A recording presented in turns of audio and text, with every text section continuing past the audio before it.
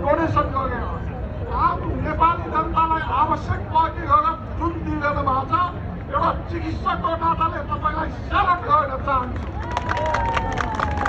हामी तपाईँ शिक्षक होस् अथवा म डाक्टर होस्, 36 सालको आन्दोलन होस्, 42 सालको आन्दोलन होस्, 46 सालको आन्दोलन होस् अथवा 62-63 को आन्दोलन होस्, कुनै पनि किसिमको तानासा सरकारलाई घुँडा टेकाउने काम हामीले नै गरेका हौँ। हामी अहिले विनम्रताका साथ नेपाल सरकारलाई के अनुरोध गर्न चाहन्छु भने आदरणीय शिक्षकहरू जो यो देशको कुना काप्चामा दुई दगातमा शिक्षाको ज्योति भइरहने शिक्षकहरूलाई यो 23 दिनको तातो घाममा नसुकाउनुहोस्।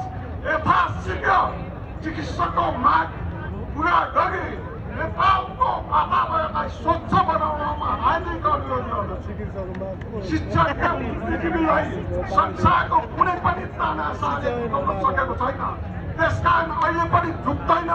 तपाईँको कार्यमा पूर्ण सफलताको कामना गर्दै पापडको पूर्व अध्यक्षको नाताले तपाईँलाई गर्नुपर्ने सहयोग म डाक्टर केदार नरसिंह केसी लगायत हाम्रो चिकित्सक सङ्घले सहयोग गर्ने वचनबद्धताका साथ हामी चिकित्सकहरू पनि आन्दोलनमा छौँ, आन्दोलनरत छौँ।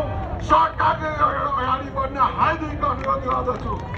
म यस कार्यक्रमको नेतृत्व गर्नुभएका 23 दिनसम्म नथाक्नुभएका सम्पूर्ण आदरणीय शिक्षक साथीहरूलाई राजनीतिक विचार पार्टीभन्दा माथि उठेर आफ्नो हक र हितको लागि एक ठाउँमा उभिन पनि हार्दिक अनुरोध गर्दछु र तपाईँको साथमा सदा रहने वचनबद्धताका साथ बिदा हुन्छु। हस्, धन्यवाद।